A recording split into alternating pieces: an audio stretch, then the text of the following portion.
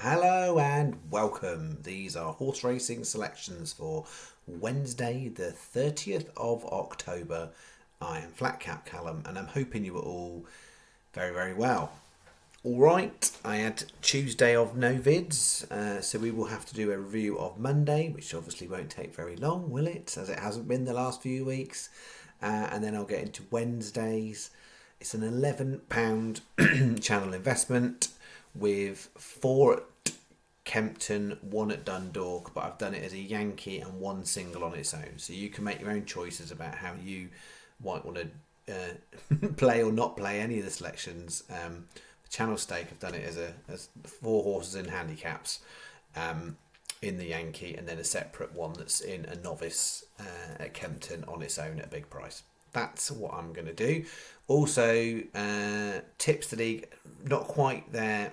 Try and do it tomorrow night.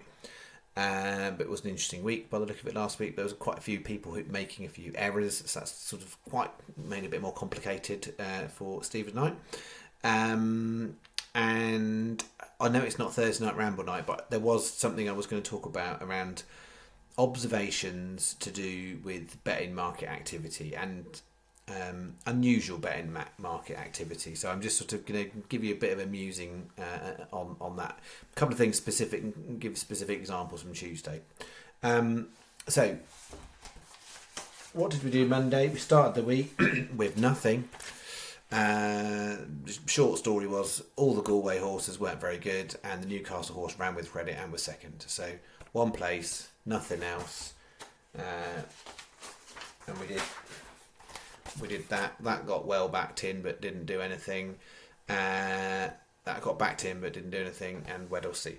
So 14 on, 0 back. It was rubbish. We basically wiped out the money that we gained when I first came back from the break. Was kind of gone back, so we're sort of even Stevens pretty much for that period of time. For the first 2.5 months of the year, obviously as long time viewers will know, I absolutely tanked. And then when you offset that against previous 2 years, it looks pretty good. But even November, December 2023, you compare that to January, February, March 2024, it looks favourable, it looks profitable. You can cut a line wherever you want on any bit of the statistics, and it'll either tell you a good story or a bad story or something in between. If I give you the long version, it looks good. If I give you the short version at the moment, it looks bad. You make your own choices, folks. It's all in there. Optimistic, positive people will make the best of it, and negative folk will will make the opposite, won't they? Such is life. Right. Okay. Here's my main bet for you. 9.50, 2.44 at Dundalk. So I've got 1 pick at Dundalk. Laureline. It needs to do a bit of bouncing back. I think you could excuse its previous run at Dundalk, where it got a bit upset in the stalls and didn't run a true race, I don't think. I think it's got a good jockey book in Dylan Brown McMonagle, who talked about before recently. He's been put onto it. It's Paul Flynn horse. Paul Flynn horses are market lively horses. So if it goes in significantly shorter, usually that's a positive sign. If the horse stays about the price, maybe gets a couple of points bigger, not so good, is what I would say. But if you go back on the form when it was trained by Johnny Murter, it's well capable of being involved on the handicap markets on. So that is in 1 star. Then 3 at Kempton, 6.30. I think it's the shortest price I've put in a Yankee since I've been back. Tiger Bay. I say it's the shortest. It's not there because I'm telling you that's absolutely the best thing ever. But it's got some really good form from this year at Kempton. Joe Levy's back on it. He was on it last time when I don't think he got the best of runs, but previously he's won on it in the summer. He was second on it in Kempton. I think he won it in Bath. It's handicapped in terms of if it's bouncing back a little bit, it's handicapped to do really, really well. It is a very competitive race, and I really wouldn't want the price to be going much shorter than that. Fives would be the limit on it. But I felt it was worth including in the bet. But there won't be any single on it. 7 o'clock Kempton again. I mean, all the Kempton races, to be fair, they're all quite probably above average in trickiness to try and navigate from a form read point of view, I think. But I came out with Francesco Baracca. It's a 3-year-old. I think it's quite progressive. Georgia Dobie's riding it as she usually does do. And yeah, I think its best form has been at Kempton, whether that's a mile and a half or 2 miles. It's never really run a bad race at Kempton, and I still think it looks progressive. So some of the others have got some decent form, but I think that one potentially it's got potential. Sorry, it's got potential to step up even further. So 1 star that one, and then Wilderness, who I think I put up as a 4 star last time it ran, and it ran 6th of 7th and wasn't great. I've gone back over that race and looked, because I still think there's mileage in Wilderness on a 2 mile handicap at Kempton. It's dropped into basement mark for the first time, so it's class 6 for the first time. I watched back that race the last time it ran when I backed it on the channel. It was a very pedestrian race, even for the grade, and it ended up being a sprint finish, and that's not what this horse wants. It does its best work when it's sort of like just steady pace, and even arguably faster pace, and it will come from the back. It's a horse that will always come from the back, and it can plug on into a place. It's a competitive one. There's some interesting horses in there as well. I mean, that's not the only horse that's slightly overpriced, but it's the rank outsider, and 3 places. I think it's 9 runner, 33 to 1. It was a good price. Comes out as 2 stars, so it's. I mean, the novice one I've got is a 2 star one too, but that sort of comes out horse of the day definitely, because it's in a handicap. Actually, I think they put cheek pieces or something on it for the first time as like a 9-year-old, which is bit strange, but yeah, I basically, if the race goes too slow, then that one's not going to make up the ground in the end, because it won't sprint on at the end. It's a plugger on at the end. So yeah, we want moderately run race, or fast run race might be all right, but not a slow run race. Yeah, if you check out, like, you know, for those of you into like race time and stuff, look at the times when that's run at 2 miles at Kempton, you'll see what I mean. It was significantly slower than what it's used to last time.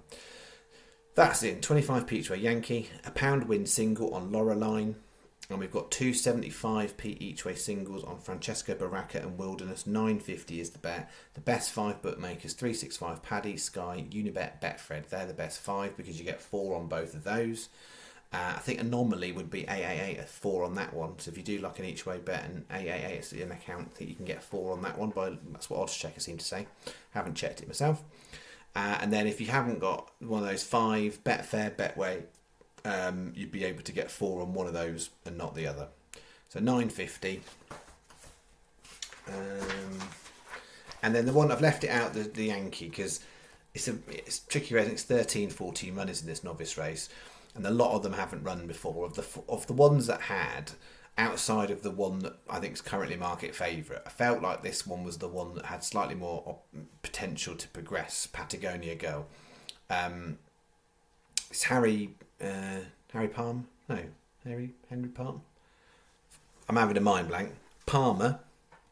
Can't remember his Christian. I think it's Harry Palmer. I think it's Harry Palmer, ridden by Harry Davis. Maybe that's why I'm getting confused. I think they are both Harrys. Anyway, you can check that out for yourself. But yeah, Harry Davis is riding it. Both are in form, and yeah, I just think from a profile point of view, if you read the breeding, the horse wants a bit further. I just think on the first running of it, probably didn't quite do itself justice. And so I'm hoping it's not we're just going to run it in a couple of maidens and, you know, get its handicap mark, rather than actually I think there's potential for it to kick on a little bit. But it's a 2-year-old novice, so I didn't want to put it in the Yankee and potentially take lots of multiple stake on it, and rather just have it as a single. You can make your own choice. Comes out 2 stars, 66 to 1, 75 each way single, £1.50, all bookies 3 places. So most bookies are 66 to 1. That's that. There was 2 things that we're going to do actually. One was this betting market thing. The other thing I was going to say is I didn't do any vids yesterday. This is actually all related, but I didn't do any vids yesterday. So I spent my time instead going back through all my stats. So that's basically what happens. When it's not going right, I go back into my stats and I get lost in all the data. And I check myself and I make little tweaks and changes to what I'm doing in terms of thresholds for certain things, for stake for staking plan, for star criteria, that kind of stuff. So very, very subtle stuff. But I've gone back and looked at the data. So I'm not miraculously going to say that all is well on Wednesday and we'll suddenly have a zinger day, because I don't know that. But it just, yeah, it's sort of, it's safety in numbers in a completely different meaning of the actual phrase where it comes from. Actually, safety in data. So yeah, that was quite useful. I don't think it would make a dramatic difference what anyone's actually going to see me do in terms of a staking plan. A couple of things you might notice: Baraka, whatever, what was it? Francesco Baraka, 11-1. I'm playing that each way as a single. That's probably a subtle difference, just because I've made some tweaks around certain things in there, and arguably Tiger Bay might not have got in such a short price before making some tweaks. So it's not like a tweak. It's not a thing where I'm saying I'm now putting more money on each way shorter prices specifically, and it's not why I'm saying I'm back in shorter prices specifically. That's not the case at all. But I'm just letting you know I've had a right good go through everything, because I'm sort of heading into the last 2 months of the year. And yeah, I think what happens is if you don't keep yourself on the straight and narrow with these things, and the stuff sort of systems I use are quite complicated, and because I'm trying to do multiple ones in my head most of the time, you can get a little bit lost, and you can sort of, it's very easy, I think, to get a little bit loose with selection process. So yeah, I'm firming up the selection process. I don't think that's going to necessarily mean a massive difference in the amount of selections, but that's what I've done. That's one thing I was going to say. So it's like a 2-minute ramble that really most people don't really understand what I've just said, do you? But there you go. Betting market moves, really interesting, because I will always say to you, you know, most of my selections get shorter. That is still a statistical truth in what I'm doing. So I'm trying to find horses that I think are overpriced for their chances of winning or placing, so framing total. And so as a result of that, I'm kind of finding things in the market where I go, yeah, that's 12s, should be 7s, think it probably go down to 8s or 9s, that kind of stuff. You know, that's what I'm doing. They don't always do that, and sometimes they drift. And there's loads of examples on the channel of them getting absolutely punted off the boards at points, and then them running no race. The times that we've actually had a horse punted off the boards and it's actually run a decent race are minimal. That I can think of literally a handful of them, whereas most of the time when they get backed in, they don't actually run very well. And whether that's happening more or not, I'm not sure. My spidey sense says it might be, because historically you'd always say, or people would often say, I'd say not people, you wouldn't always say, people often assume certainly that if a horse is getting backed in, it's a really good thing, and that's not necessarily the case. I think there is less money around in standard betting markets, and it's taking less money to make movements. And I think there's a lot of people who, I guess, I don't want to go too into this stuff because it's not what my channel's about. It's supposed to be a bit more chill. I think a lot of the shrewd money is not certainly in the sports book, and I don't even know if it's in the exchange anymore. I think a lot of the shrewd money is going more into the black market, and therefore less shrewd people are more influencing the market. So rather than there's a run, and also I think the way that the exchange has evolved, I think there's a lot of lazy punters. And what I mean by that, I don't mean to say anyone on this channel's lazy. What I'm talking about is the types of folk that basically follow market moves on exchanges. And I think what happens is, I think a lot of these people just follow the market and then bring a price down to an artificially low point from what it should be. You often see those sort of bounce up a little bit, a few points. Sometimes they don't, but I do think there's a lot of money going on the wrong places. And Exhibit A from today was, if you look at the results today, I think there was 4 horses at a double figure price that won a race today, only 4.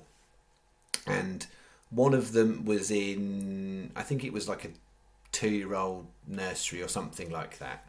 Park that one. And there was another one in a 6-runner, 3-year-old one that really just had completely in and out form, and you could have punted it, but it really was a bit of a rogue in there. There were 2 others, well established horses, 1 flat, 1 jump. So one of them, Count D'Orsay, that won today.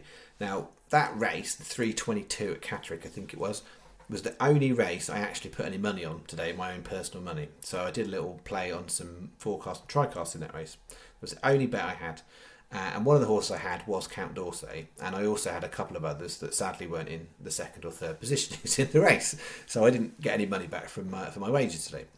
But the point was, Count D'Orsay, 14-1 is just such a ridiculous price for the horse. And it really strange is what I would say. So the horse last night was 6-1, which I thought was around a fair price for the horse, right? That seemed to be there. It can be run a bit inconsistent, but the previous time it had won at Catterick off £2 lower on the same ground, and it was running again. And so 6-1, it's a pretty fair price. Competitive race. There was other horses, other angles you could look at there. I cannot understand how the horse went to 14-1. So at 6-1, it's not a horse I'd have put up on the channel because I think the price was fair. 14s, I'd absolutely have had that on the channel if that was 14-1. But it more than doubled in price, despite the fact that the form was really, really good. And that it's first example, I'll give you another one. But yeah, it's really interesting because a lot of, historically, the last couple of years, what I do evolves, the last couple of years, I play against biases, and so there is definitely bias historically in the betting market that says if a horse ran and won last time out, particularly over course and distance, then usually it's artificially lower in the betting market. That horse was the right price, I think, the right before, 6-1. I mean, people will go, what do you mean it's the right price? Should have been even money, it won easily. That's in the context of the form available. 6s I thought was about right. 14s is ridiculous. Then the other one was Chepstow, Nocte de Vallis. I think that's how you say it. 310, I think it was a Chepstow. If you look at that horse, that one, again, won quite comfortably, 25-1. Last time out, yes, it wasn't a break, but that had won last time out on a handicap chase. I think it was a slightly shorter distance, I think, but it won last time out. The form of the horse was really actually quite solid. It ran well in handicap chases, roughly about 2.5 miles on soft ground, including a couple of times at Chepstow. There's absolutely nothing wrong with the form, but yet that horse, 11s, 12s last night, goes off at 25. So I would not put that horse on 11s or 12s on the channel. So I looked at the race and I had the horse down about 9s or 10s. So because it was 11s or 12s, I was like, there's a smidgen bit of value in there, but not something I would play. And certainly, channel wise, it was a bit off. 25-1, absolutely, I'd have played that horse. It would have been a 2-star bet at 25-1. And to be honest, a 2-star bet and one I would have been thinking that's actually quite decent, particularly because I've not been playing much on the jumps. But 2 horses there, double figure prices, both won last time out. There's no logical reason why those drifts should exist in there, because there's no insider knowledge saying that horse isn't going to run well, and there isn't really an obvious reason why you bet against the horse. Now, sometimes horses get backed in and others get pushed out, but more than double the price on both those is very, very unusual. So, yeah, long way of saying there's some different stuff going on at the moment, and I'm not saying that's having why the last 3 weeks have gone crap. But just sometimes it happens like that. But generally speaking, there's some very strange stuff going on in betting markets. And yeah, I'm just going to continue to monitor it because, in those 2 cases, they're horses at the SP prices I would have backed, but not the price the night before for the channel. And yeah, I'm curious to see if I spot more of those. They stuck out like a sore thumb today on a day when you've only got 4 horses double figure price. But as I've said it before, it's good practice. If you like to bet prices, every day go look at the results and look at all the horses that won at a decent price and see if you can work out what is in that form somewhere in there that says to you that horse had potential, and then you can start to build patterns from that. So it's not to say whatever was great about Nocte de Vallis, you just go and rinse and repeat every time. You build up a bit of a picture, and that's some of the stuff I've done historically. I go and look at results, look at the horses that ran and won at big prices or placed at an even bigger price, and try and work out what is it about that horse that I could have potentially seen in that horse. Sometimes you have to just go, it was rogue. There was one the other day, it was Friday night, the Group 3 at Dundalk, 66-1. It was ridiculous. There's no way you'd be picking that horse in my view. But more than 50%, I'd say you can find a reason why you do it. And then you want to build a picture and go, okay, what are the things that other people aren't seeing that make those horses a much bigger price? So yeah, horses that have won last time out, that doesn't usually happen. So I'm going to be keeping a mindful watch. Right, there you go. Tuesday horses and a ramble, and it's free. What more do you want, folks? There we go. All right, I'll be back probably Wednesday night. For Thursday, it's probably more likely to be all weather. I think it's Chelmsford and Southwell. I'm probably not likely to play much else. And then into the weekend, we've still got a mixed weekend, I think, of some flat, some jumps. It's Breeders' Cup this weekend. I'm unlikely to do anything Breeders' Cup on Friday because it's all 2-year-old stuff. I may find 1 horse, 2 horse possibly. But I am likely to have a good go through the Breeders' Cup for Saturday, so that may or may not convert to a bet or a horse or something like that included in Saturday stuff. All right, that's me. Hope you've had a good start to your week, and hope your punting's been better than mine. And yeah, I'll see you in the next video. Thank you very much. Bye bye.